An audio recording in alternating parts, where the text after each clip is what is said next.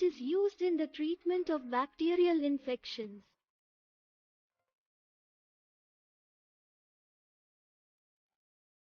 Amoxycillin and Cloxacillin work by preventing the formation of the bacterial protective covering that is essential for the survival of bacteria in the human body.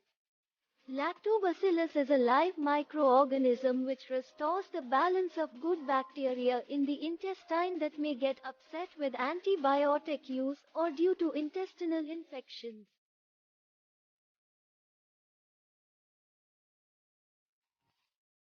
Take this medicine in the dose and duration as advised by your doctor. It may be taken with or without food, but it is better to take it at a fixed time. Thank you.